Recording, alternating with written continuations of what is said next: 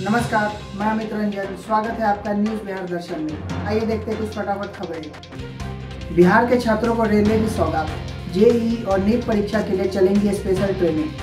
बिहार में जेईई और नीट में शामिल होने वाले छात्रों के लिए रेलवे 20 जोड़ी मेमू और डेमू स्पेशल ट्रेन चलाने का निर्णय लिया है। यह ट्रेनें 2 से 15 सितंबर तक चलेंगी।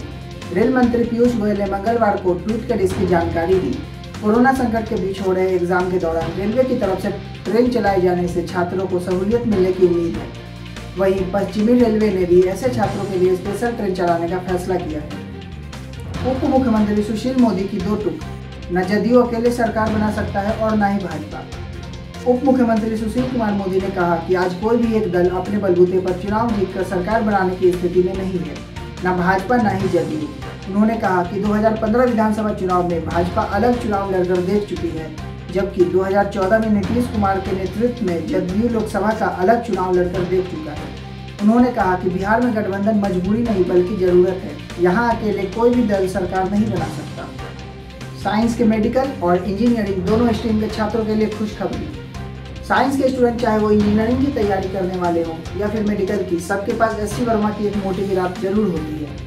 Professor SC Verma IIT Kanpur में प्रोफेसर थे। वे 2017 में रिटायर हो चुके हैं। हालांकि रिटायर होने के बाद भी प्रोफेसर वर्मा का पढ़ाने का काम जारी है, या फिर यूँ कहें कि अब और भी बड़ा हो गया है। हर साल लाखों स्टूडेंट BSc की पढ़ाई करते हैं और उनमें से ज़्यादातर संख्या दूर दराज के ग्रामीण इलाकों से आने वाले स्टूडेंट्स की होती है। इन छात्रों के सामने सबसे बड़ी समस्या भाषा की होती है, क्योंकि साइंस की पढ़ाई होती है अंग्रेजी में। सीखने के लिए अपनी भाषा बेहतर होती है, लेकिन उसमें कंटेंट उपलब्ध नहीं होता। इसी समस्या के समाधान के प्रोफेसर एससी वर्मा ने एक वेबसाइट तैयार किया है। इस वेबसाइट पर प्रोफेसर एससी वर्मा और उनकी टीम BSc लेवल की ऑनलाइन पढ़ाई करवाएगी। वेबसाइट की खास बात यह है, यहाँ उपलब्ध लेक्चर्स स्टूडेंट को अपनी भाषा में मिलेंगी और स्टूडेंट्स कभी भी इन लेक्चर्स को देख सकते हैं। बाहर आया PM केयर्स का हिसाब।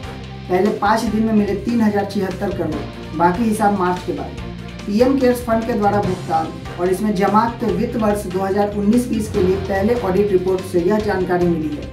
कोरोना संकट से निपटने के लिए इस फंड की स्थापना 27 मार्च को 2,25,000 रुपए के शुरुआती फंड से की गई थी। रिपोर्ट के अनुसार इस फंड को देश के लोगों ने अपनी स्वेच्छा से 31 मार्च 2020 तक, यानी कि पहले 5 दिन में ही 3,075.8 करोड़ रुपए दिए। आपको बता दें कि यह रिपोर्ट शुरुआती 5 दिनों के लिए है और उसके बाद की रिपोर्ट इस वित्त वर्ष के खत्म होने के बाद, यानी अप्रैल 2021 में या उसके बाद आ सकती है। हालांकि इसमें यह जानकारी नहीं दी गई है कि किस व्यक्ति ने कितनी रकम दी। गौरतलब है कि कांग्रेस पार्टी सहित विपक्षी दल PM केयर्स फंड की पारदर्शिता को लेकर इसकी आलोचना करते रहे हैं। उनका कहना है कि जब आपदा के लिए प्रधानमंत्री राहत कोष बना ही है तो फिर एक नया फंड बनाने की क्या जरूरत है। बिहार में चुनाव से पहले महागठबंधन को झटका। जीतन राम मांझी NDA में होंगे शामिल। पूर्व मुख्यमंत्री जीतन राम मांझी की पार्टी हिंदुस्तानी आवाम मोर्चा 3 सितंबर को NDA में शामिल हो जाएगी। सूत्रों के अनुसार मांझी को राज्यसभा भेजा जा सकता है। राज्यसभा में बिहार की सीट खाली होते ही मांझी को जदयू कोटे से टिकट मिल सकता है। सीट शेयरिंग के समय हम को 10 सीट देने पर बात बनी है। हम के कुछ नेता जदयू के निशान पर भी चुनाव लड़ सकते हैं। बिहार विधानसभा चुनाव से पहले महागठबंधन को बड़ा झटका माना जा रहा है। पिछले महीने ही हमने महागठबंधन का साथ छोड़ा था। चीन के खिलाफ भारत का बड़ा एक्शन। PUBG समेत 118 मोबाइल ऐप पर बैन।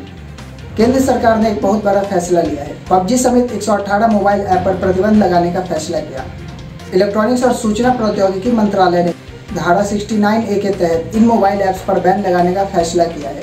सरकार की तरफ से जारी एक प्रेस रिलीज में कहा गया कि ये ऐप भारत के लिए खतरा हो सकते हैं। बने रहिए ऐसे ही फटाफट खबरों के लिए हमारे न्यूज़ चैनल न्यूज़ बिहार दर्शन के साथ। तब तक के लिए धन्यवाद।